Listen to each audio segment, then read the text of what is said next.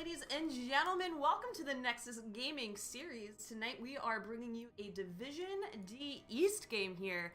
I'm your host, Cat Peach, and with me today I have a new face. Trabe, how are you doing today? I'm doing great. Thanks for having me today. Always happy to get into some exciting Div D East action. Absolutely. I feel like it's one of the most exciting divisions. There was actually in Discord today a general discussion about which is the spiciest division in NGS, and I think a lot of people all agree that Division D is it. So tonight we are bringing you two of those teams. We're going to have Do It Right versus Disturbance today. And we are just waiting for one more of the players to get into the lobby, but while we wait for that, we can catch people up on what happened during our coin flip. So let's see. Disturbance winning out on that coin flip, deciding that they want to map for game number one. End up banning out Battlefield of Eternity, and for game one picking Volskaya Foundry. While Do It Right ends up banning Barax's Holdout, and game two, Eternal Rhymes. Which I think both of these maps allow for some really interesting gameplay. Yeah, it's two of the maps where I think you've got a lot of flexibility in how you design your draft. Some of the like BOE, Braxis, you've got certain win cons that you really have to play to. But on Volskaya and Shrines, you can go macro, you can go team fight. You can really take the draft in the direction that works best for your team. So I'm excited to see how both these teams are going to choose to approach those maps in the draft. Yeah, absolutely. And it's really fun to see how teams, I think, on Volskaya Foundry tend to utilize the Protector. Because for the most part, we do see first time around whoever wins it over really working on the wells kind of in subsequent lanes of where we know the beacons are going to spawn. But some teams like to just throw that all out the window and they say, no, we're going to push hard in one direction and we're going to see where that takes us. So I really like the variance that brings it out there. And when we're talking about standings here for this evening, so both teams sitting toward the lower half of this bracket. So currently, Do It Right sitting over at the 10th place position with a beautiful 6 matches, 6 wins, 6 losses, the number of the beast. Excellent. But Disturbance not too far behind, sitting at 12th with 4 wins and 8 losses. So this could be enough to get them a little notch up in the standings for themselves if they can pull out, I would say, 2 wins tonight. Yeah, both teams are definitely going to be looking for 2 wins because at the end of round 4, the top 6 seeds are going to get auto bids to the playoffs while the rest have to go through that dreaded wild card weekend. A big 2-0 win would do a lot towards moving either of these teams into position to get one of those automatic bids. So they'll be coming out hungry tonight, I'm pretty sure. Yeah, absolutely. And, whether or not, 10th can, you never know what happens. We're still pretty early in the season, and so maybe 10th converts to one of those 6th place spots, as you mentioned. But, yeah, talking about the wild card weekend, just anything goes. You never know who's going to be really in there, and I'm really excited that that's been... I don't think it was incorporated last season for playoffs, and so having that around this year, or for this season, I think is going to add some very interesting turnouts when we get to that phase. But that's far away. We're in what, round 3 this week? Mm-hmm. Well, it seems far away, but that means main season's over in only 3 weeks. Wildcard weekend practically right around the corner. Oh my gosh, it all goes so fast. Season's so long and yet so short at the same time. I know, right? And especially with how many games are happening, you're just kind of like so overwhelmed with everything happening, and so you're like, oh, this is just the beginning. It doesn't go that fast. But I think now that we're dealing with rounds instead of weeks this season, it is speeding up things quite a bit. But we were talking before before we went live about just the sheer amount of games every day, and actually Wraithling, the captain over at Disturbance, was saying like you all sound like you have your hands full with how many games are coming up because of all the new teams this season. Yeah, it was about roughly 100 last season and roughly 140 this time. Is that? My gut's telling me it's something like that. I don't remember the exact numbers. I think we hit 170, and I think we've had like 15-ish drop, so not too many.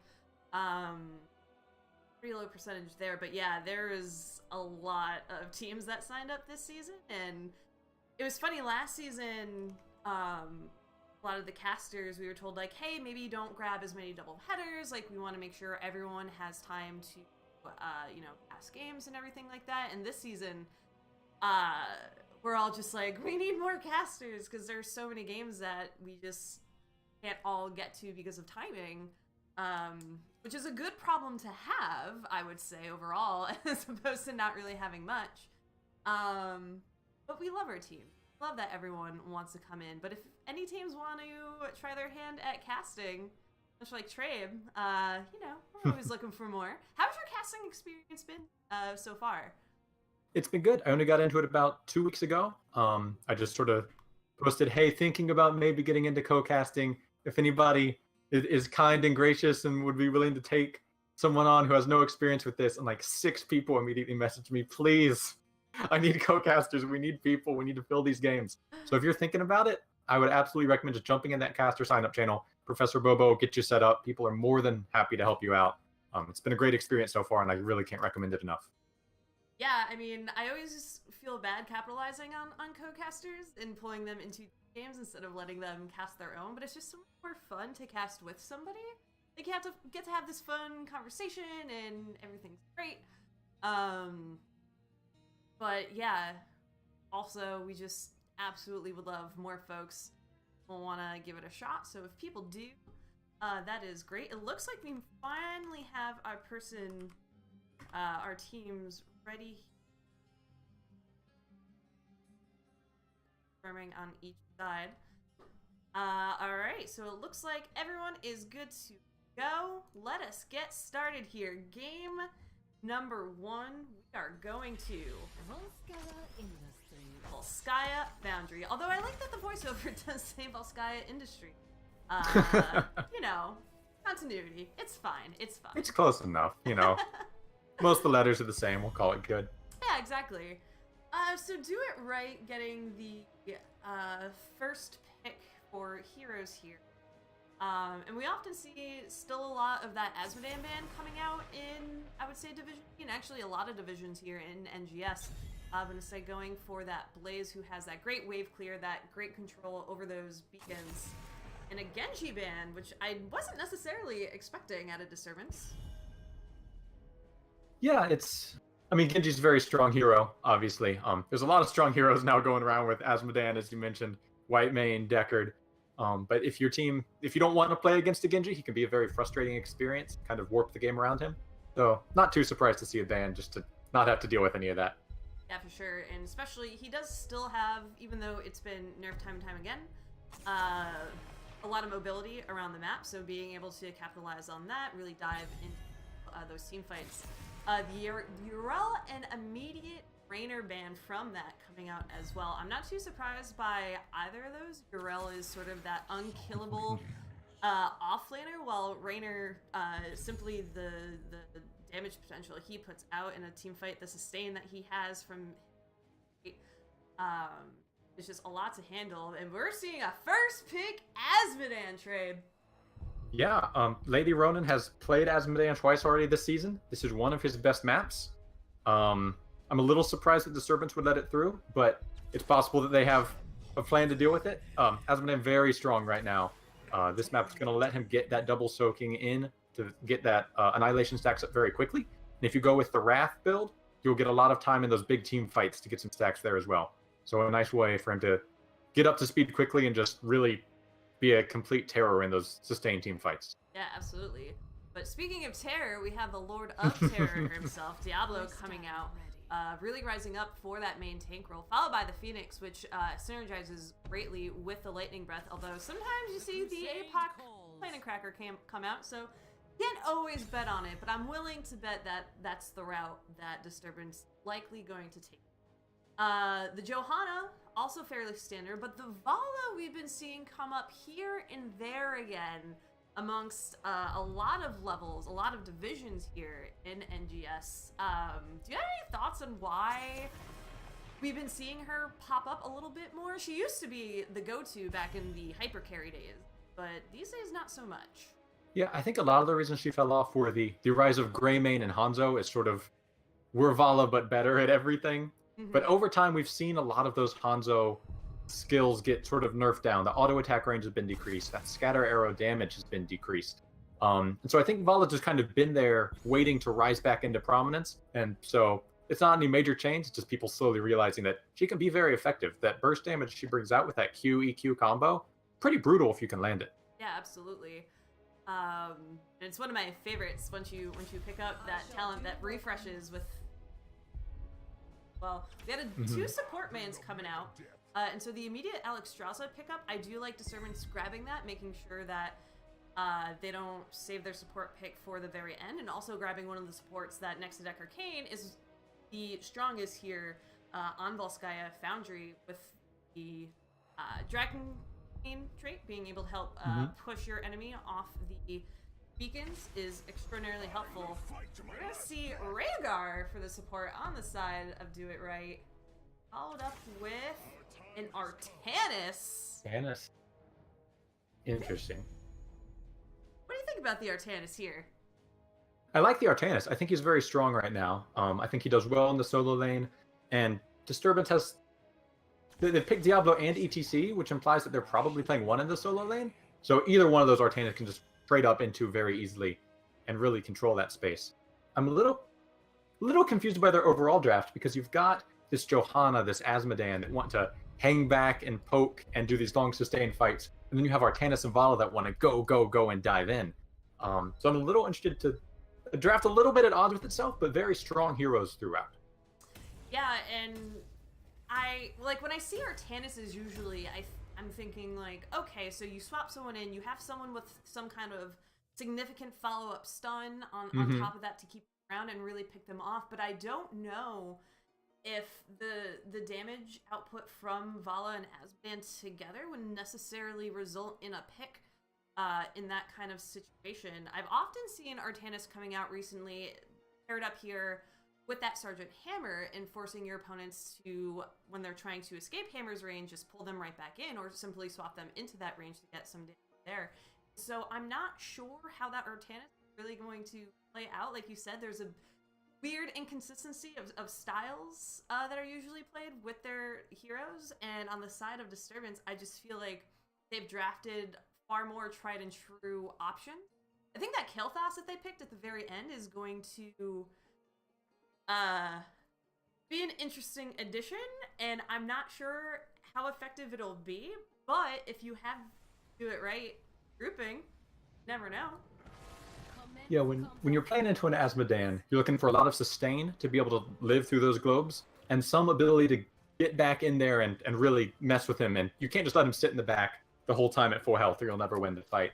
I like drafting a lot of beef. I like drafting the Phoenix for the shields and the Alex with the regen.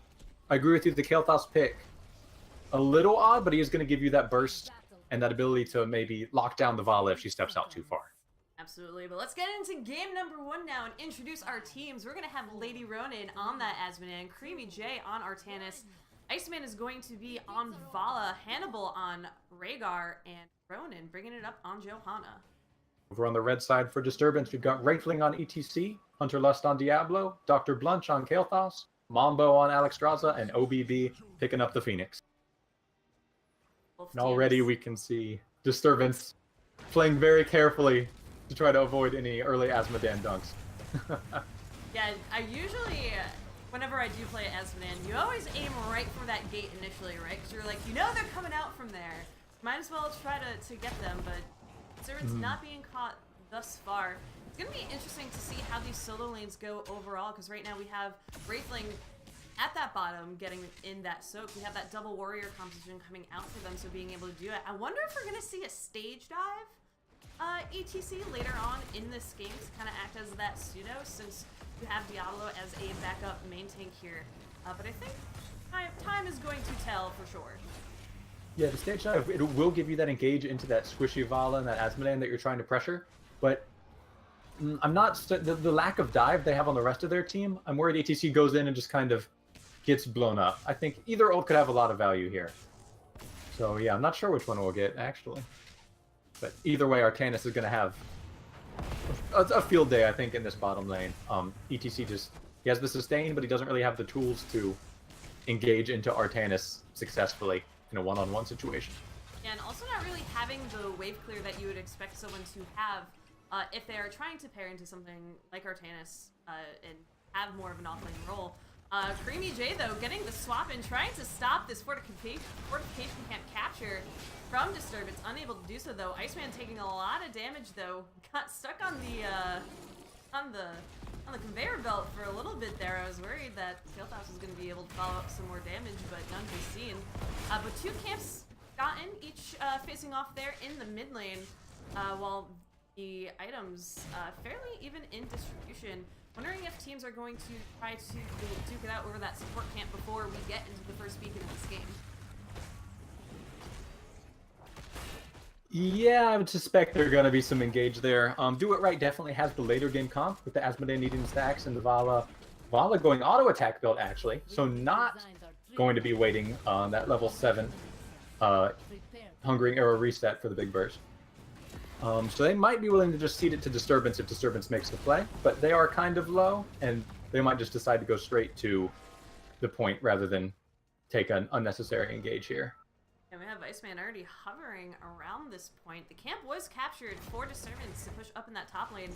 The Lady Ronin and Rodin themselves, the beautiful duo, trying to clear out top before coming down to this beacon, so giving up likely a few of those percentages. As they're simply not willing to pull in on a 3 versus 5 now that Hunterlust has returned to the group, but they're rotating in now, so this is where the brawl happens. Who's gonna get the first pick over this shrine? And the Asmodee coming out, hitting 3.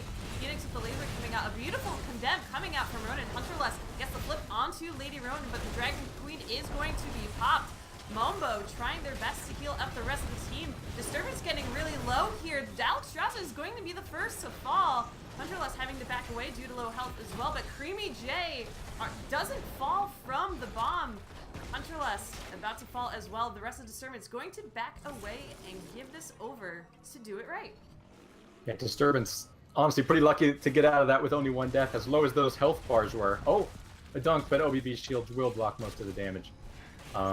Do It Right having a little bit of problem finishing kills, just because that early game burst damage isn't quite there, but as the Asmodee stacks build up, I think we're going to see less people from Disturbance walking away with low health bars, and more just going down right on the point.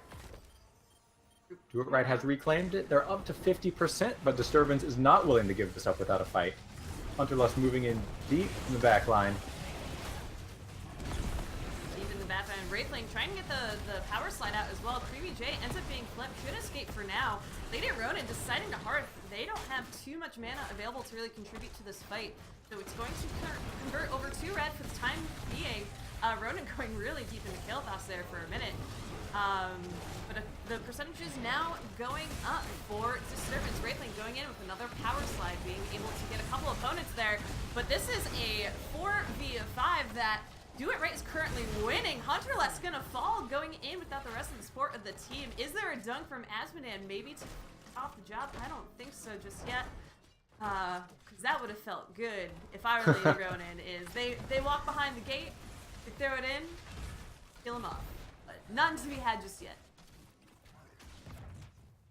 I'm a little surprised by, or I guess not surprised by, but Lady Ronin on the Asmodee going 100% into this team fight big dunk build, going with Gluttony rather than Wrath at 1, and taking up Art of Chaos instead of Bombardment at 7. So that's they're all in on getting these dunks onto heroes during team fights. I was a little just, oh wait, oh, ETC steps out a little bit too far. Lady Ronin gets the laser. Yeah, Wraithling getting all the damage right to the face from this protector. Kael'thas falling right after as well. Vala with the finishing shot there. And this fort is looking really good for Do It Right to end up taking it down. Hunterlust trying to put out a little bit of damage with the fire stump. The flip going out onto Ronin, but the Iron Skin going to be popped, protecting them for the time being. Dunk goes over just a little bit far to land on that Diablo necessarily. But fort number 1, we often don't see full forts going down from this stage of Protector. But with Phoenix had been soaking in the top lane for a while, so not the full wave clear potential, especially with the death of Kael'thas, to really do anything about this just yet. Yeah, and we see some of the keep wall go down and a big XP lead opening up for Do It Right here. They've just picked up their 10s. Disturbance 2 levels behind, having just recently gotten their 8s. Generally, into a team that is sort of one of these late game teams, you expect and want to be getting that early advantage. Do It Right's got to be very happy about early game taking the lead and knowing that they're going to be scaling better as well. Interventions coming out onto Hunterlust. Can the kill be converted with the Hungering Arrow? Ends up falling. Let's see how Diablo do on stacks. Ends up resetting those souls actually with that kill. That is no longer a very tanky Diablo for the side of Disturbance.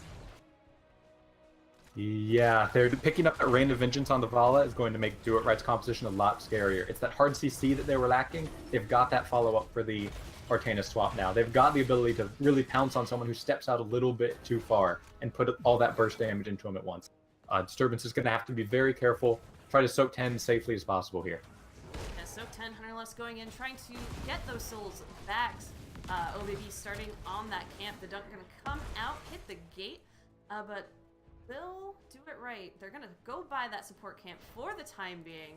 They are focusing on the fortification camp in the bottom lane at the same time after already grabbing that of their opponents. And Wraithling showing alone down here. Are we going to see the collapse? We're only going to have Artanis and Rhaegar, but I don't think it's going to result in a pick necessarily. It's hard to kill that cow, even though he is one of the softer frontliners in this game. Disturbance has reached 10. They have picked up their ults, and it will be the Mosh Pit. Wraithling potentially moving in on one here, but nope. Gonna mess with Creamy J a little bit there. Get some poke damage in, let him know that he's not gonna sit idly by and watch his buildings be destroyed.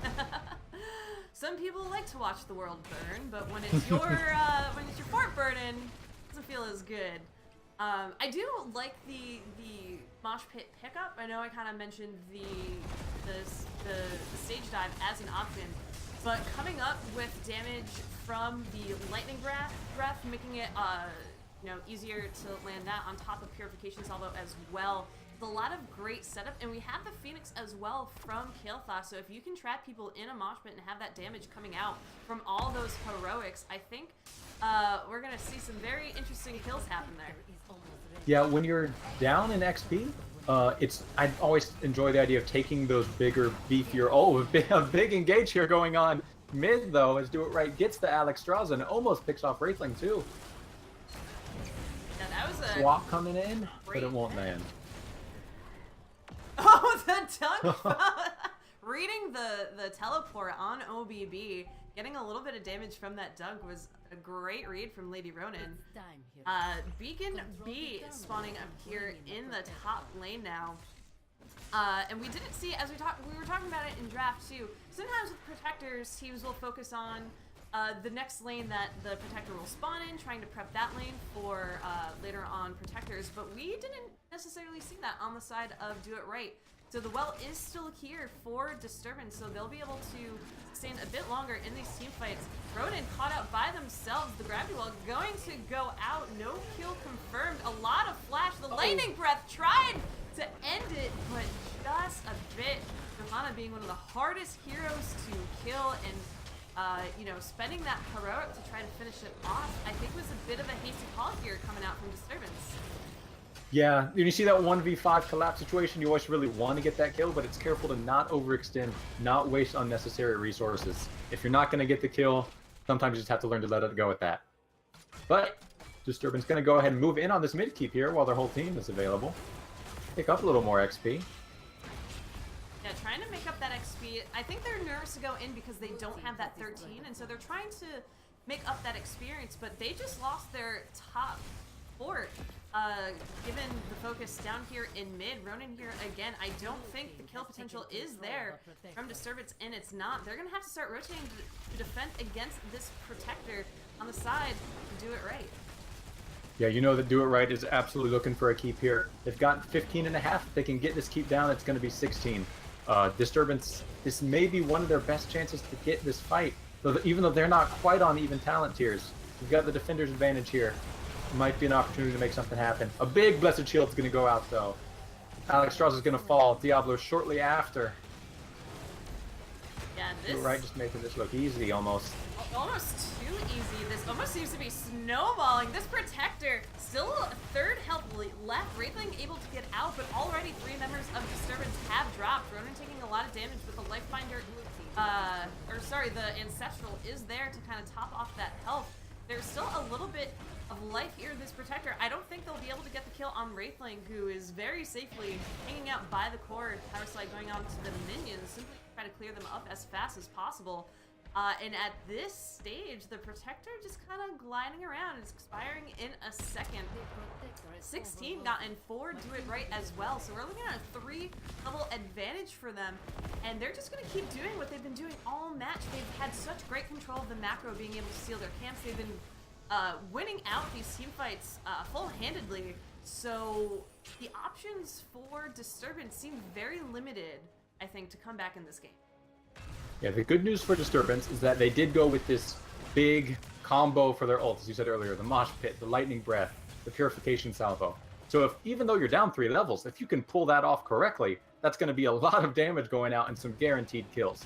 The trick is going to be finding that engage where you want it and actually pulling this all off into Do It Right, who hasn't been letting anything of the sort happen. Yeah, I think a lot of what happened there in that last push, Disturbance spending that Lightning Breath in the lane, trying to get that kill on Ronan, just didn't give them a lot of the opportunity to really capitalize or respond to the push in top. And as for now, Do It Right pushing, going to take down this bottom fort pretty handily. I feel like this is going to be time. The Mosh goes out but doesn't capture anyone and immediately canceled. The Phoenix ends up being spent for a little bit of defense here over this fort. They're going to go out onto a couple members of Disturbance. So far, no kills, but that's 2 major heroics now down for Disturbance. Yeah, Disturbance probably does not want this fight anymore, but a big swap is going to make that an option. Kael'thas gets swapped. Felix is going to go down in the back line. Johanna causing problems. Oh, but they're going to pick up more kills from Follow there. Lightning Breath goes out for 100 less, but he's just going to have to back off. Another swap attempt by Creamy J. Doesn't land. Disturbance down 2. He's going to have to cede this fort. Yeah, this fort ends up going down, losing 2 members as well. We were talking about that ideal engage, and it was a little bit rushed, I feel. Do It Right also just being able to predict that, right? When you have such an overlapping heroic setup there, always looking out for that power slide, for that Mosh to come out. And I think as soon as the Phoenix came out, having that come out early was a bit of a tell in my opinion, but Ronan ends up getting flipped by Hunterless and is stuck behind the gates here. Johanna's gonna fall, so that is a kill in favor of Disturbance here, their first one of the game. That's not great timing for Do It Right either. Disturbance is going to have a nice opportunity to pick up their 16s and move straight into this this point C and start working towards potentially getting a protector of their own. Do It Right has 35 seconds without a Johanna, but given how long these objectives last, I think they just want to stay back, don't risk any engaging, don't risk getting picked off anywhere else. And they're doing smart, just going top, taking the siege camp, waiting until they've got the full 5. Absolutely. And the other thing to note too is that Do It Right is full on items, I believe. I think Johanna's going to be the only one without one, so that's 3 turrets and a support camp over on the side of Do It Right that they could use as well to claim this point once the team has regrouped. Like you mentioned, the camp call up top was a fantastic idea. The keep is down. There are going to be catapults helping out with that as well. But Iceman getting stuck there in that conveyor belt hell. The Purification being going to come out onto Wraithling, forcing a bit of a retreat. The Lightning Breath and the Purification Salvo coming out. The damage going out onto Creamy J. The Ancestral tries to connect, but it's not in time. Mosh Pit ends up not catching anyone yet again. Dr. Blunch going to Hearth for the time being. It looks like the Dragon Queen was popped, but there's not really a defense to use it with. So using that area simply to heal the team for now. Few members having to go back to defend core as well. For Disturbance, there is just so much happening for them right now in this moment. But they are able to get the Protector, but Hannibal trying to do damage to it, it looks like, for the time being. ETC gonna go down. Ronan and Hannibal and Lady Ronan making sure no one can get this Protector, end up taking out those 2 members and are simply going to let that timer run out. The health is already half, and no one's gotten it, Trabe. It was excellent play by Do It Right. They knew with that top pressure bot, or that pressure top, that Disturbance was going to have to send somebody out. And the second they showed on the map, Do It Right said, this is a 3v3 bot. We can still take this, even if the objective is gone. Rushed in and got the kills. Very well played by them. Very solid macro play. Hunter Lust going to sneak into this Protector down bot, though. It's still got 50 seconds and 50% health left. Yeah, but with no one in the gunner seat, yeah, he's not gonna. There's not gonna be a lot of damage or kill pressure here. It's gonna lose most of its life just walking back to the fort, unfortunately. Yeah, it's almost whittled down. It's only got 30 seconds as well. Phoenix finally hopping in. Power's like coming out from Lakewing. They're trying to make something happen with what is left of this Protector, simply in the form of defense. It does give a little bit of extra life in this effort as well. But can Disturbance really do much more? They're still down 2 levels. They are going to have to make something happen if they plan on sticking around here, or they're losing that soak in the other lanes and allowing those to be pushed, especially that top lane. Yeah, Mosh Pit is up in 5, but Do It Right is just going to back out before Disturbance has a chance to make that happen. Although, if they do just decide to try to steal this camp here, if Disturbance can sniff it out, they're going to be a little bit too slow on the draw. Yeah, oh, but a big Mosh hits 3 there. Interrupted immediately by Johanna. All the ults are coming out. Lifebinder, Phoenix, Ancestral Healing. The damage everywhere. A big dunk is going to take down Diablo. Wraithling slides in, but he's too low. He just goes down immediately. OBB might get swapped. Creamy J doesn't quite land it. 2 down for Disturbance at the end. Yeah, 2 lost, and with that, whether or not Do It Right decides to claim this bottom keep as well, they totally have the potential. They have those minions coming out from Azmodan, a little bit of a wave sitting here as well. So they're going to go in and try to finish it off and have that double pressure. I'm not sure if they would want to end at this point. They have 1 turret in favor of Iceman, and it looks like they're going to end up going for it. They get the kill onto Alex Straza. And the heals coming out from this Rhaegar to make sure this push stays alive has been fantastic all game, and this core is just melting so quickly. Game number 1 going over to the side of Do It Right.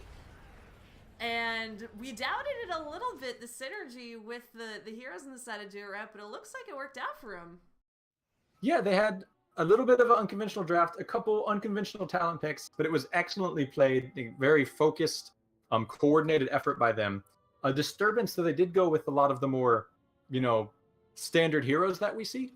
Because they chose to take this big Wombo ult, they set a pretty high execution barrier for themselves. They were really relying on getting this all-in 5-man coordinated engage happening.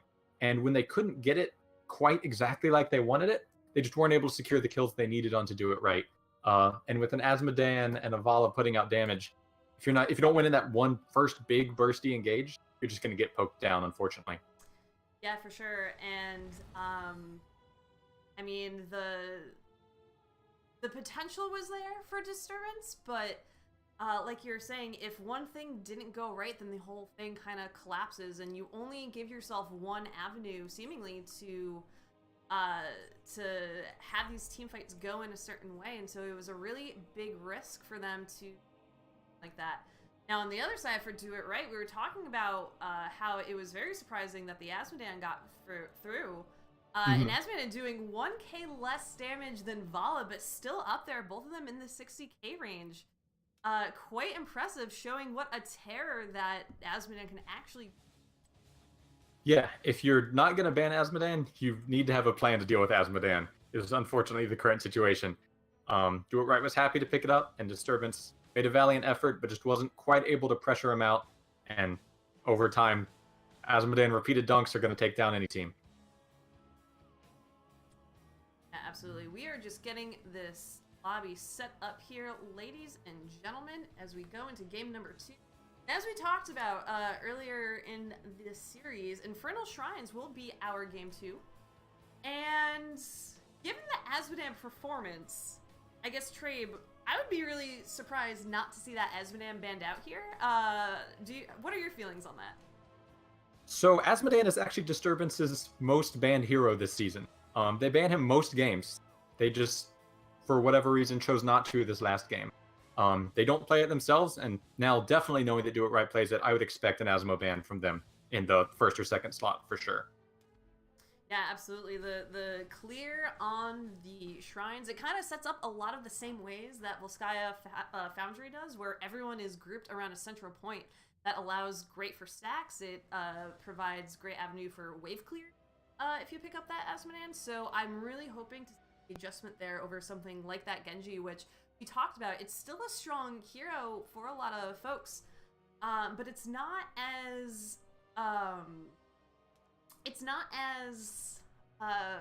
what's the word I'm looking for? Oppressive as it used to be back in its heyday. Still can be annoying, but you're likely not going to, I think, have like a 1v3 with Genji go his way. Yeah, if you've got a Diablo and an ETC, it's going to be a pretty rough game for Genji, just because he can't really go in. Meanwhile, that's a great game for Asmodan, because he knows there's not any Zera tools warping around, there's not any, one diving in too deep on him. For other heroes that these teams like to play, I think Deckard and Artanis are the two that stood out while looking through their histories. Last game, the Deckard was banned, and we did see the Artanis get picked up. I think both of those are very strong on this map as well. Deckard gives you that great shrine control with those big slows and roots and all that sustain that lets you last those team fights. And Artanis is just pretty scary, especially when you play it like Creamy J did on the side of Do It Right. So I'll be interested to see how the draft shuffles around those heroes and if we might get to see one of those again. Absolutely. We're just getting the last couple in lobby before we get into game number 2. Given that last performance as well from Do It Right, Disturbance, I'm really hoping we're taking a couple seconds. We're kind of discussing a couple things that happened in the last match here in the lobby. But really, deep breath, reset. That was quite the stomp, to be honest. But it's nothing that you can't come back from. But a lot of teams will be shooken up after a game goes the way it did on Volskaya Foundry. So I'm hoping that they're able to, reestablish their inner zen going into this draft. Yeah, it's important to look at the whole game and not just the end screen. If you look just at the kill count, this seems like it was, like you said, kind of a one-sided affair. But it's just because of the comp Disturbance chose and the talents and the way they chose to play it, they were constantly in situations where they were almost getting 3-4-man kills. And that changes the game rapidly. So the game was a lot closer than the final scores make it seem. I think Disturbance can absolutely compete and stay in this second one if, like you said, they just got to get in the mental state where it needs to be. The Asmodan immediately banned, as you suggested. Absolutely. Good. Not a huge surprise. Very good adjustment there, taking it away immediately. I'm still going to expect... I was going to say the Blaze ban being consistent for Do It Right, instead of going with that Phoenix, who also very good here on helping to clear their shrines, but giving Disturbance, or not giving them the ability to draft that Phoenix Diablo combination that we saw in game 1. Great call out there. A second round of bans. Last time we did see the Rainer Urel. We're going to see the Gul'dan, though, coming out from Disturbance. I'm not certain about that ban. Gul'dan is very good on this map. Do It Right does play Gul'dan, but they also play Jaina. They also play Kael'thas. And I'm not certain that Gul'dan is so much better that you're really setting Do It Right back that much there. Do It Right is a very flexible team. They've played, 33 heroes so far. So removing one slight comfort pick may not have the impact as hitting those bigger meta heroes. Letting the Urel come through the draft. We're going to see her picked up in the first rotation for Disturbance. Being able to have that top lane pressure, or any lane pressure, great for clear on this map as well. Expecting to see a lot of additional brawly type characters coming out to pair well with that potential for additional armor from Urel as well. And have the response Murd and Jaina for Do It Right. So yeah, that gives you a little bit of lockdown, some solid burst damage to potentially deal with that Urel, who will just happily out heal any sustained damage you put out. Smart pickups by Do It Right. Also very good on the shrines. Jaina, not necessarily with the fastest clear on those skeletons, but she can make it pretty scary for anyone to try to move in once she's established on there. Seeing the pickup of the Rainer and Johanna, and so far this draft for Disturbance is incredibly strong. I think you know, Rainer we talked about in the last span, just the sustain, the damage output that he has, especially on another map where you're going to have your heroes all grouped together that give them some pepper, being able to spray that damage onto the entirety of your team. Followed up with, you know, slows from Murel, followed up with the unkillable potential of that Johanna, as we saw in game number 1. Looking pretty good here for them. Yeah, that's a strong front line. I'd like to see maybe some burst damage picked up and a little bit more wave clear, so it could be the Kael'thas. There's a couple other options that could get the job done. But yeah, for a starting 3, that it puts Do It Right in a tough situation, because they need to get in the back line and pressure that Rainer, but they need to somehow do it through a Yrel Johanna front line, which is far from an easy task. Yeah, absolutely. And I'm wondering what ends up being, you know, the support choice actually for both teams, but specifically for Disturbance. We still have Decker Kane on the board to provide some of that slowing and that rooting in the kit. Deckard actually going to be picked up by Do It Right. Due to that, makes up for a great setup, the Stay a While and Listen with the Ring of Frost with Jaina. And we're going to have the Falstad come in as well for a bit of that global pressure here. We will forge a great... Yeah, Falstad often picking up that wingman level 1 to give him that bribe potential. It can often be a little bit tricky to figure out when to go take your bruiser camp on this map, just because it is far enough away that it is a bit of a tempo hit. Got a Falstad with bribe. That decision gets a lot easier. Absolutely, and just being able to get the camp and then fly right into where all the action is happening is a great tool for Do It Right to have. I'm a little taken back by this Varian Whitemane, to be honest. You know, Whitemane games, they either go so well in your favor or just terribly in your favor, and she's a hard support to have work, I think, if you're on the back foot. So Disturbance showing that they're not planning that. They're going to be in control here. And the follow-up Nazebo coming out from Do It Right as well. This draft has some interesting picks. Yeah, I love the Varian Whitemane pickup, actually. I think that Varian, especially if they go Colossal Smash, gets you that finishing potential you need. And the sustain that Varian, a Rainer, and a Yrel bring means the Whitemane's lack of sustained healing is okay. That solid burst to save somebody who gets caught out of position is really what she's going to need to do. Do It Right is... I'm a little conflicted. Late game, once that Nazebo gets stacked and those Toads are coming out and just ruining the front line, that's going to be very effective.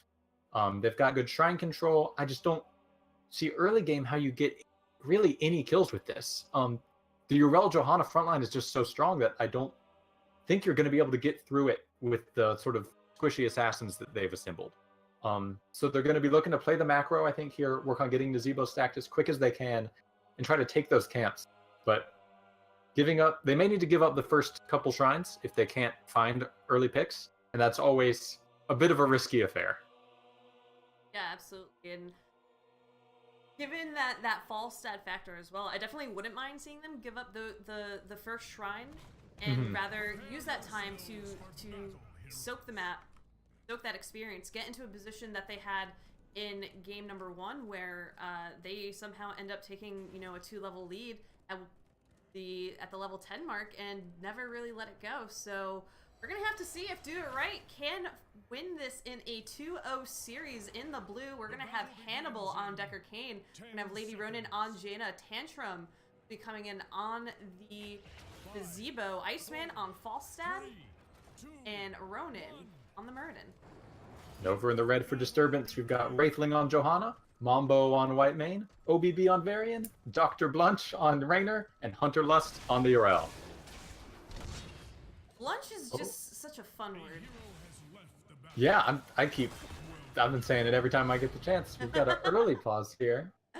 Yeah, early pause in, if we can get said Dr. Blunch all set here in this game.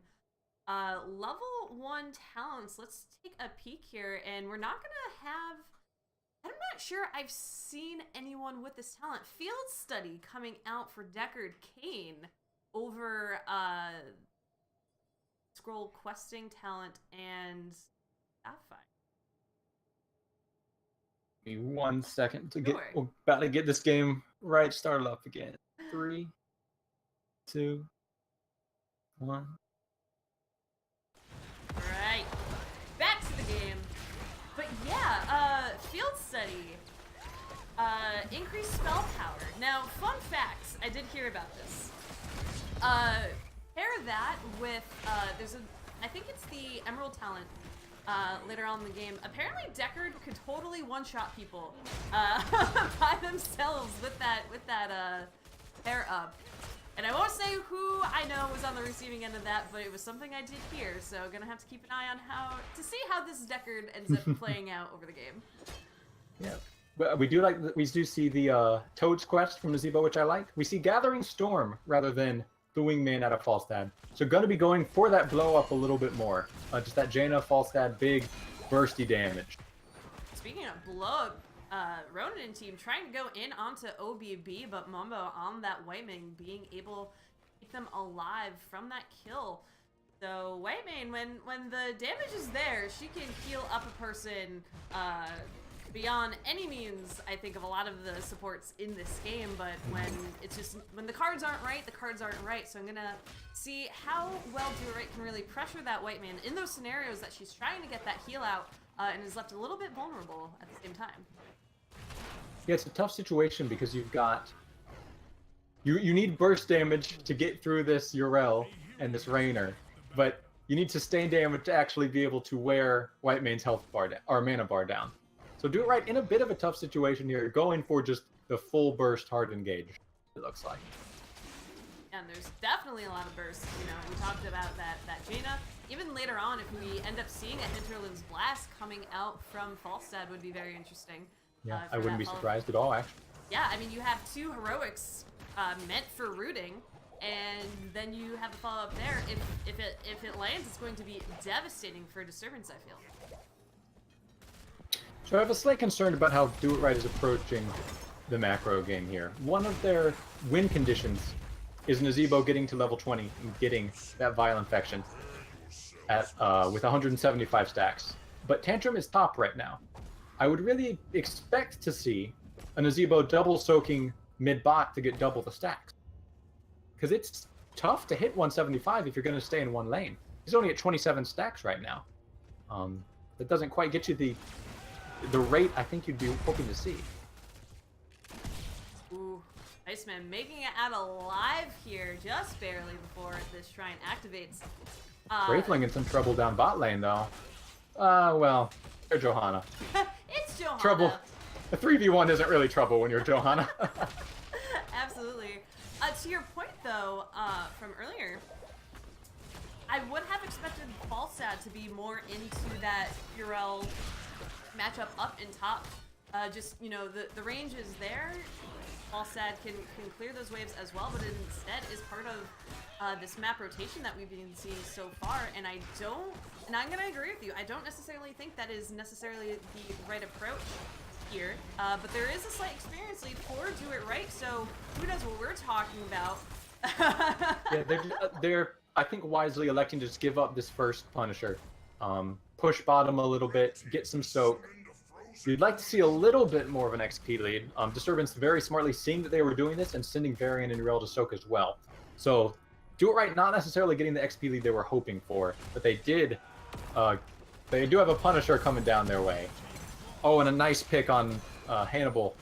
It's gonna get Disturbance up a man as well. Yeah, they now have the 5v4 advantage, or rather 4v3, as we still see Nazebo and Yrel in that top lane, duking it out. This Punisher on the fort. The remaining members of Do It Right being very careful of how they end up taking this out. OBB threatening up in their space, going way out of position. Had there been more people, perhaps a good opportunity to take out that Varian. But with the death that had happened just prior, not in the cards for Do It Right. But I'm seeing a rotation up here to top, and Tantrum is pushing hard into this gate and is showing And this might be a pick onto that Nazebo, and there's the Colossus Smash, and there's the Oh. follow-up. Nazebo goes down. Yeah, now that the Colossus Smash is online. When you're up against a URL, you can go out a little bit far and get away with it. Once Colossus Smash Varian comes in to join the fight, that's a bit of a different story. And just ever so slightly different there. So gonna have to watch out for that gank potential. Nazebos, I mean, traditionally really love to push close up to those gates, but if teams get an eye on that, especially when they're only one lane away, sure, there's a rotation there, but if you're not, as soon as they're gone, you should be fearing for your life. Mm-hmm. We've got some interesting level 7 talent picks here. Or, well, I guess, for Nazebo at level 4, we've got Blood Ritual over the usual Big Voodoo.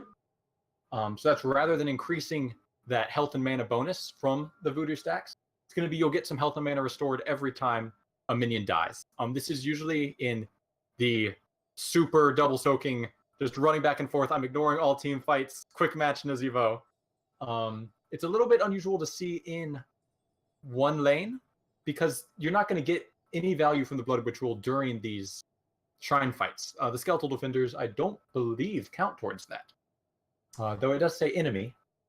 So maybe I just learned something. Maybe An we enemy died. all just learned something today on this stream, which is now an educational stream, by the way. So apologies for the pause. We have one player who was booted from the game back in. So for the time being, looking at what has happened, though, we've got Nazebo and Johanna actually sieging roughly about the same amount here, which is a very interesting comparison. But the heals are on point, both Whiteman and Deckard. Whiteman being able to mostly keep up thus far, assisting those well. So far it's playing out for Disturbance a bit better than in game number 1. Yeah, both these, I mean, they've got two of potentially the top healers in the game at the moment. They've both got teams with a lot of beef. Two very strong tanks on Disturbance's side, and third Wind Murden over for Do It Right. So I think kills are going to be pretty hard to come by for both teams.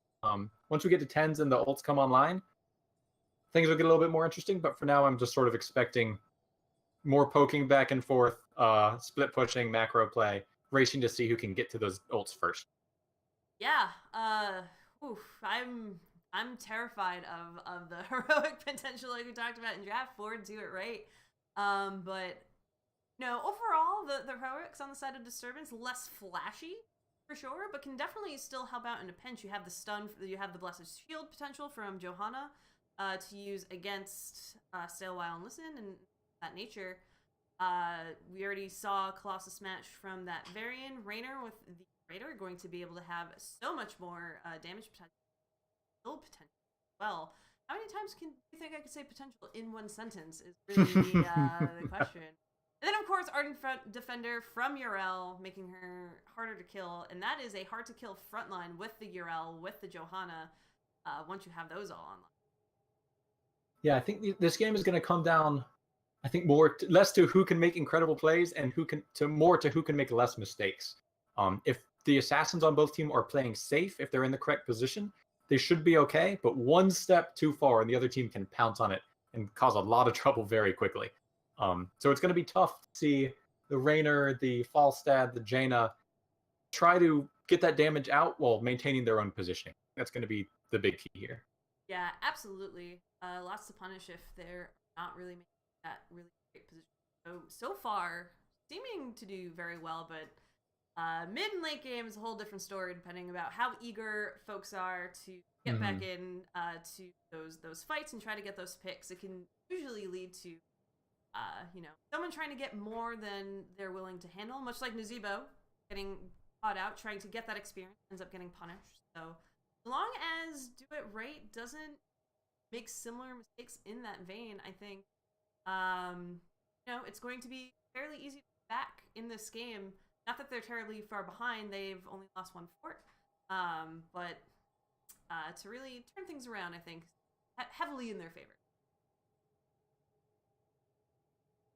All right, looks like teams are good to go. Getting them in, and we will resume this here game. Remember where we left off. Level 9 approaching for Disturbance. Camps being grabbed on all sides of the map here. First going over to the side of Do It Right.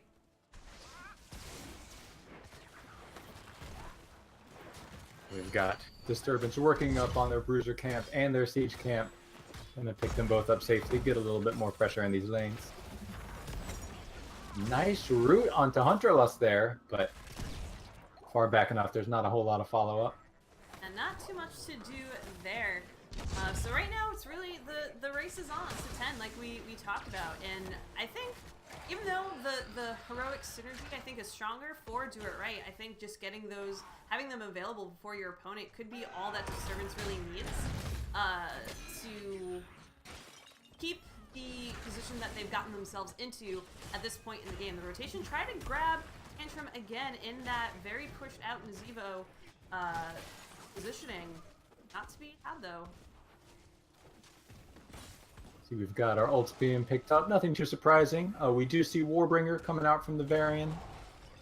But everything else, just the traditional picks. Blessed Shield, Ardent Defender. Ooh, and there's the pick onto Tantrum. The patience coming out from Disturbance, making sure they're around to capitalize on that, making them think that they were safe. And they were not safe, my friend. Oh no, you are never safe. Lady Rhoda trying to pour the snow on, get some damage in, but this camp should go over in favor of Disturbance here. This is exactly what Disturbance wanted to happen. Get to 10s first, use that opportunity to get a pick. Now they've got camp pressure top, they've got an XP lead, down bot, the next shrine is about to start. Do It Right is going to have to make some choices here. None of them are very good. They're going top to clear out the Bruiser camp first, it seems like. So that'll give Disturbance a nice chance to get started on the shrine, take a bit of an early lead. Ronin out actually a little bit far down here for Do It Right. Colossus smash lands. The stun. Hero goes, but not to be again. had. And Ronin hasn't even picked Heroic yet. Still holding on to it. I wonder if we're gonna see a Haymaker here. I would have thought in that position that maybe we would have grabbed Avatar to maybe secure the life of Ronin for a little bit, but level 10s here. We gotta see who's willing to break first. Jaina going to go down, but not before laying down the Ring Frost, but no connection. The Ravenous Spirit gonna come out from Nazebo, but that leaves Tantrum extremely vulnerable. The Gus was able to provide a little bit of a breathing room scenario for Do It Right, but Disturbance immediately going back onto the shrine. Everything taking a bit of damage, but these skeletal defenders just keep going up, and away here for Disturbance. Kind of got that. Oh, Varian just going in again. OBB getting very aggressive here, not letting Do It Right get anywhere near the shrine. We've got kind of the opposite situation we had last game, where Do It Right has this complicated ring into Ravenous Spirit with Stay a While set up, having a bit of trouble getting the coordination there. Yeah, the coordination really hasn't hit thus far, and I think the Ring of Frost came out in a panic scenario. Iceman, though, trying to flutter away on that bird, getting hit a little bit by the minions, but this Arcane Punisher going over to Disturbance. They've got one lane down of 4 already. Can they make it 2 here with a Punisher that is probably the most difficult to deal with in this game? Suspect they can. They've already got the wall down, and you can tell OBB is ready with this Warbringer into Colossus Smash. Just waiting for the right opportunity. Augusta's going to buy Do It Right a lot of time, though. Suddenly this engagement's a lot riskier for Disturbance. So there goes. OBB goes in, but Blessed Shield comes out into the ring. He's rooted, taking a lot of blizzard damage, but the Scarlet Aegis is going to get him saved.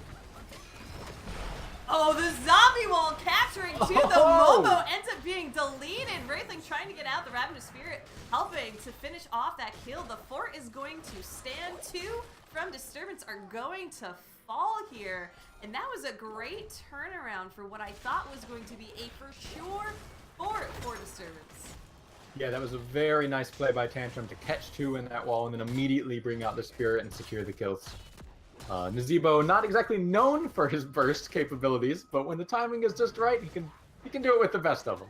He can throw down, you know, as needed. But that was the zombie wall coming out from Nazebo, I think, really making that play. Jaina ends up falling here in the bot against OBB and Hunterlust being able to get that pick, getting them 13 as well. So the members of Do It Right, having that false stat soak for them, getting level 2 that talent advantage should not be too far away here, and then they can focus on whether or not they want to keep on engaging, or if they simply want to stop defending this fort. It's going to fall, I think, eventually, and given its health, I wouldn't worry too much about it. Tantum, though, barely getting away. The Stay a While Enlisted, a great defense coming out from Hannibal there, but it is not enough to stop this onslaught. OBB onto the backline, finishing off Nazebo. The gust is way too late from Iceman.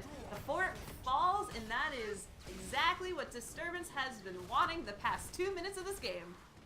Yeah, and here's where Do It Right's composition runs into some trouble. The solo tank Muradin and Deckard has some CC, but it's all delayed. Varian, with all his mobility and that burst damage, can just dive into the backline, no problem. Take out a Nazebo, take out a Jaina or a False Dad.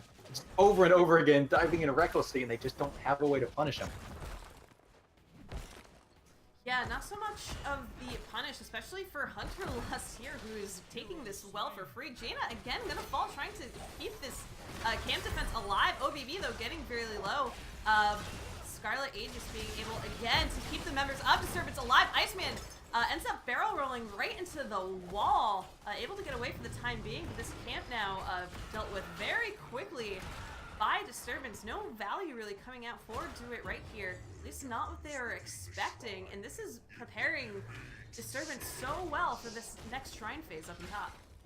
Yeah, they've got the XP lead. They're about 15 and a half, so 16s will be coming shortly. They're just going to pick up their own bruiser camp here. It's looking tough for Do It Right, because it comes down to the same problem. They've really, if they can get off Stay a While, into Ring, into Ravenous Spirit, Disturbance is going to go down very quickly. But it just, into all the dive and the pressure that Disturbance is bringing, that's a really tough ask. And it just hasn't quite been there so far this game. Yeah, I feel like if you get a pick onto OBB early, then your chances go up far more than having that Varian threat around in those situations. But even still, there's a lot of potential on the side of Disturbance to really thwart any attempt that Do It Right can make. And they have a very small window to try to make something happen before their opponents hit 16 here. Yeah, I'd like to see them move in and take an engage here. It looks like they're going to clear out this bruiser camp first. They've still got a bit of time moving in on OBB, but with just Ronin to set up for... Oh, and a big Blessed Shield. Varian goes on Hannibal. We do get the Ring of Frost into... Okay, so there's a little bit of that combo going down. We do get a kill on the Varian. Hunter in trouble, but is going to pop the Ardent Defender. Negate all of that Ravenous Spirit damage.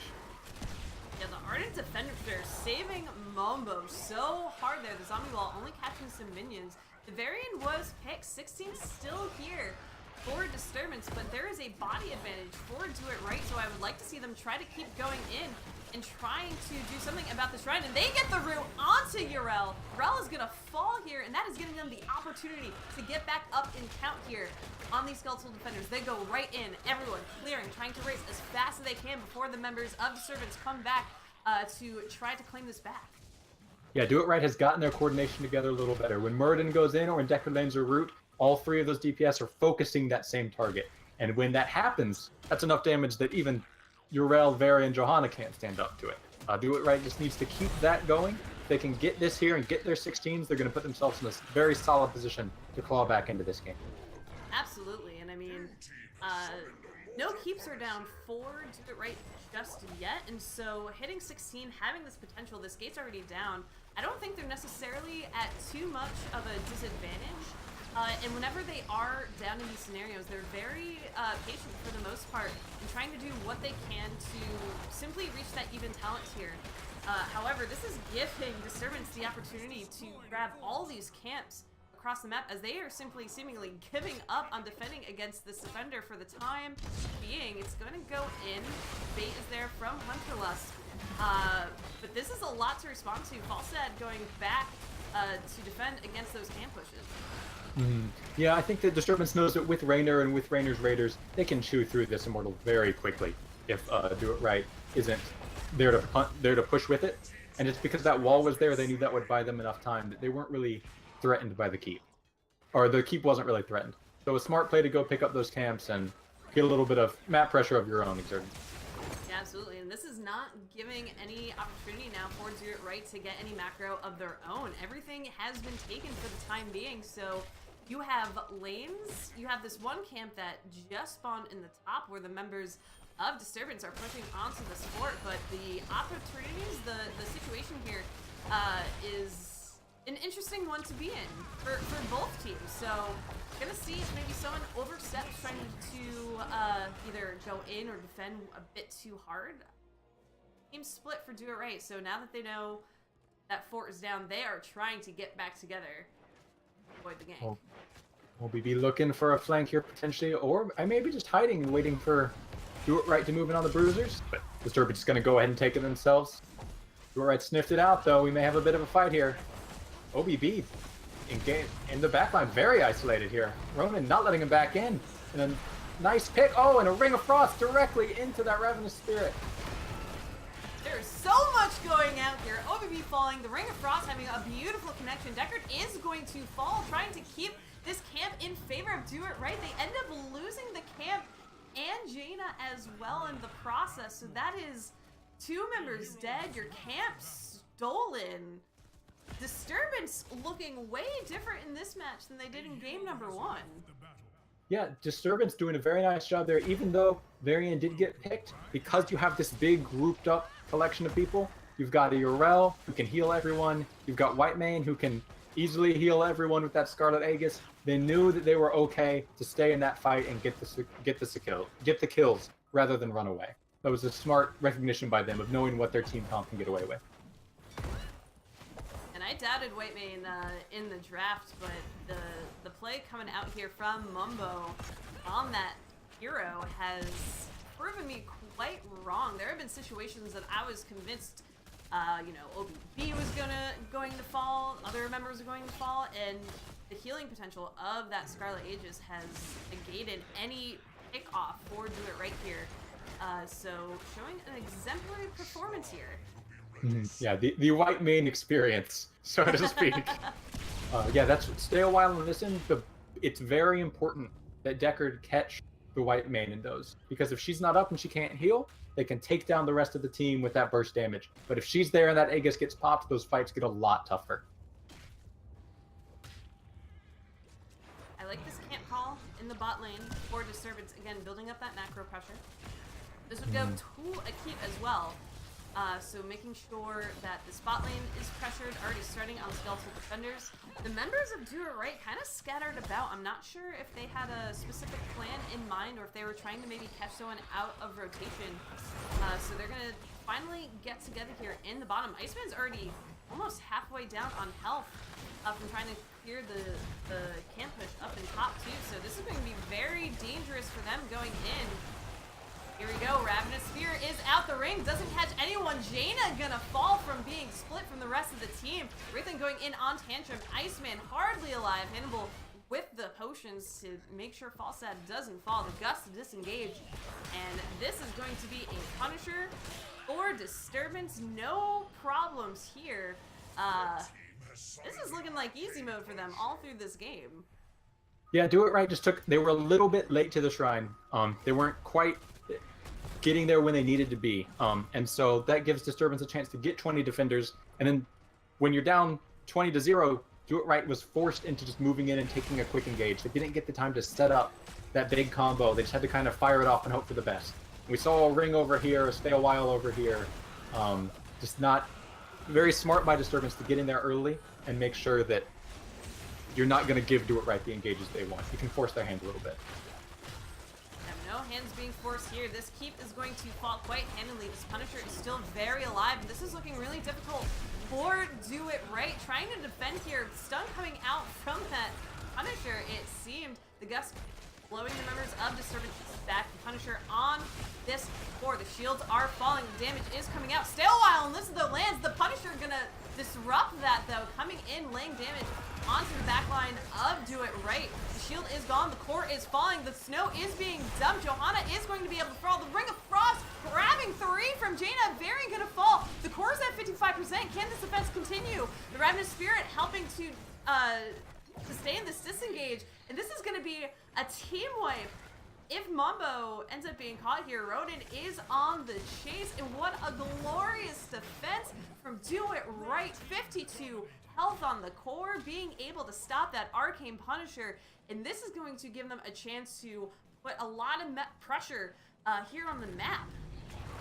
Yeah, very well played by Do It Right there. We saw Disturbance just a little bit split. Some moving in to attack the core, some moving in to attack the members of the enemy team. Do It Right sees that and moves in, takes full advantage of that, and it gets basically what was, a 5v2, 5v3, because half of Disturbance isn't focused on the team fight.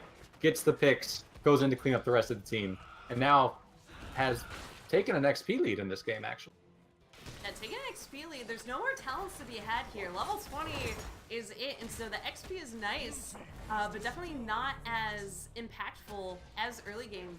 Iceman able to take out that top keep, however, and that is going to have a huge impact here, especially with Mzibo being able to grab that top camp. The catapult pressure will start coming in, so we have 2 lanes now, one on each team that has that catapult backdoor potential. And we're going to have to see, going forward, Do It Right. Do they keep on with these glorious defenses, or can they find themselves more on the offensive here in the next shrine? Yeah, the next shrine will be popping top. So if Do It Right can secure that, their top keep is already gone. That's an easy walk in straight to the Disturbance's core. But if they fail to get it, then they're going to have a lot of pressure bot lane from those catapults, as well as a Punisher pushing in top. So very important for them to make sure they get to this one early, get set up, and do their absolute best to secure this Punisher. It's going to be real tough for them if they can't get it. And I like the camp pressure being at least retrieved for Disturbance. I think a little bit late, my opinion, for the siege camp, but that snow, the damage coming out from Do It Right, melted very quickly. Could add additionally here to the mid lane. And both these teams just kind of skirting around, clearing, afraid to necessarily engage before the shrine ends up spawning. People already heading up there, going to clear the top shaman camp, grab for Disturbance, and I'm feeling a little jittery just thinking about how this potentially last shrine goes. If Do It Right gets this goes right to Disturbance's core. We've got all ults up for both sides. It looks like Do It Right may be doing some bush hiding. I like this a lot. If they can spring a big stay a while out of this, catch most of the team, that's going to be the quickest fight I've ever seen. They're leading with the ring, but it doesn't connect. We've got two in the hitting two in the back of Mighty Dust to separate the team. Hunter Lust in very deep. He's going to have to... oh, that's not Ardent Defender. Just going unstoppable. Iceman low, but is going to get away on the left for Do It Right. So we've still got 5 up for both teams, and fairly healthy for both teams as well. Iceman going to get healed up very quickly by these Hannibal potions from Deckard. Yeah, we still have the Ravenous Spirit. We're going to have to see if Deckard Kane is able to land a great stay a while and listen. I think not being able to connect on the Ring of Frost was detrimental, and there's that Ravenous Spirit goes. The members of Disturbance now a bit separated, but able to quickly regroup. The zombie wall going out onto Wraithling. The roots coming out from Deckard as well. The snow finishes off Johanna. OBB went in for the Colossus Smash, but there was not enough follow-up there. Hunterlust looking very low as well. Momo trying to put out the damage and heal up the team, but Hunterlust about to fall, but Jaina will fall first here before that happens. The Sailwild does come out. Ronan trying to do whatever damage possible. The Banshee going hard on Iceman. Raynor going to keep from being separated from the rest of the team, caught in that backline. Great response there from Do It Right. The core here has been taking shield damage from those late game catapults as well. Iceman responding, trying to clear those up before too much is done, while the rest of the team focuses here on the shrine. 20 defenders picked up for Do It Right. Disturbance deciding just to seed this one. Go take some camps and keep pressure down on that bot lane. Yeah, I like that false set sting around here, trying to push out the bot lane a little bit more, making sure those catapults don't build up, especially with that camp that Varian just grabbed. But this is a Frozen Punisher, level 23, 25 minutes into the game, barreling right for the core of Disturbance. And maybe we'll see a second miraculous defense coming out here. But I think it's going to be a little bit harder this time around if you are Disturbance here. Yeah, I think for Disturbance here, they almost had to try to do some sort of flank and get the fight behind the Punisher, because it's just going to be too much damage coming on this core too quickly. Trying to bait it over to the keep, which I do like. OPP typing in deep, but they're ready for him this time. That's a stun into a stay a while, and Varian will go down. And the gust going out, I think a little bit of a panic there, overlapping with the scroll of sealing coming out from Dr. Kane, but this Punisher on the floor now. Half health. Does Disturbance have the damage? The Blizzard coming out. The Ring of Frost stuns Johanna.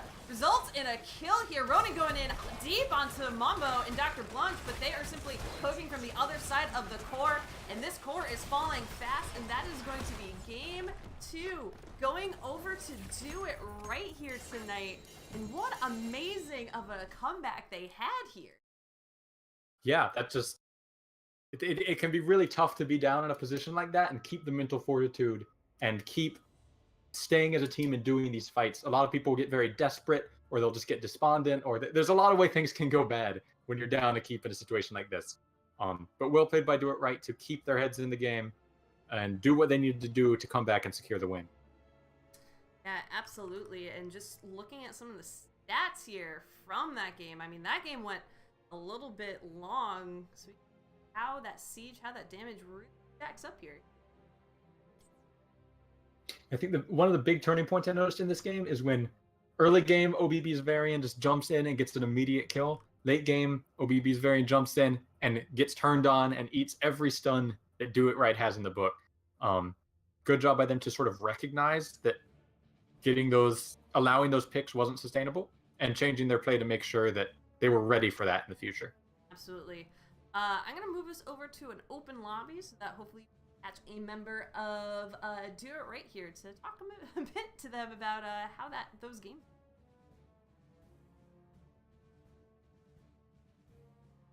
If I can actually find one of their members. Captain. Quick.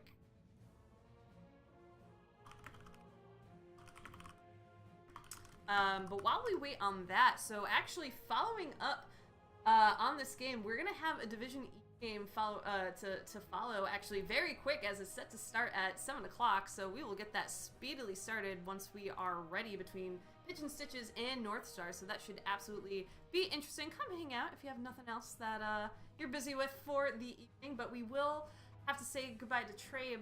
That happens.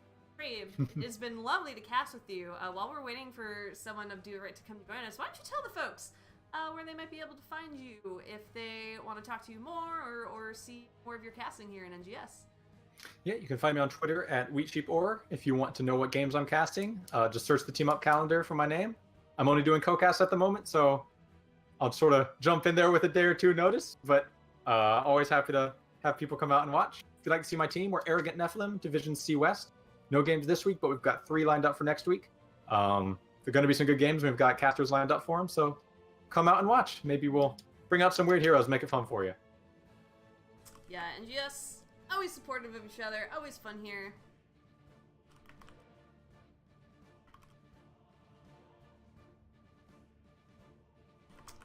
Just seeing if we can grab someone here for a bit. But yeah, after this game, we're actually going to have Tyro join us over here on the channel before. And I see all y'all hanging out here in chat too, including the official Nexus Gaming Series Twitch account, which I'm pretty sure is busy. Hello, Ronan! Congratulations! Oh, it's all good. Congratulations on your 2-0. How are you feeling about that after that game number 2? Oh my god, my heart is beating so bad. Like the last, I don't know, 8 minutes of the game. Like it's just so intense, back and forth fights. Like it was fun for the most part. Yeah, it was a real nail biter for us, but you had a great turnaround there at the end. Early in game, we kind of saw that Nazebo Urel pairing up in the top lane, and we were kind of interested in what your thoughts might be of why that matchup was, set up that way, given the stacking talent that Nazebo ended up opting for. Yeah,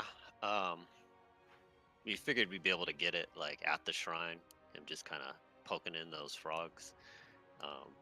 We had to switch strategies. We're thinking, oh, maybe we can just split push. They have 3 tanks. They don't have very good wave clear, but that didn't seem to work. They kept people in lanes. So after that, we just kind of winged it from there. Just kind of reacted to what they were doing, and yeah, trying to play very carefully. The 3 tanks running in your face like that with the solo burden, like yeah. Yeah, definitely a lot of pressure. You held up really well, though. Trabe, I will pass it over to you. I got a quick question about game 2. You guys hit level 10. The rest of your team immediately picks ult choices. And you held yours for a bit. And I was wondering if we might get to see some haymaker action. Were you thinking about it, or? I was thinking about it because, like, maybe I can use it to peel for my team. I don't think it'll be good offensively, but defense it might have worked. But I figured I wanted to stay in the fight a little bit longer and just try to get some work done. So I ended up going with Avatar. Well, seemed like it worked out pretty well. Yeah, luckily. A tough job there peeling into that Varian with the squishiest of backlines, but you made it work. Yeah, thank you. Well, congratulations again. And before we let you go, we're going to give the floor over to you for any shout-outs you have tonight. Yeah, just to my team that played really well. I mean, good Gus, good rings. Calling out when people were getting dove on, let me know to come back and try to help. So, yeah, we just all played really well. Proud of them. Awesome. You love to see it, folks. You love to see it. Well, thanks again, Running, for joining us, and good luck in the rest of your season for NGS, and have a great rest of your night. All right, you too. Thank you very much. Thank you. All right, later. Bye. All right, folks, we are going to take a short break, and then we will come back for that Division E game of Pigeon Stitches versus the North Stars. So, Trabe, thank you so much again for joining us. Really appreciate having you here. And we will be back around 7 p.m. for that next game. So, any last words, Trabe, after that performance? Just excellently played by both teams. I think my heart is beating about as fast as Ronan's is after that last one. So I might go take a nap or something. You've got another match to do, though, so best of luck with that. Well, best of luck with that, indeed. So we will be right back, so don't go anywhere, and we'll see you soon.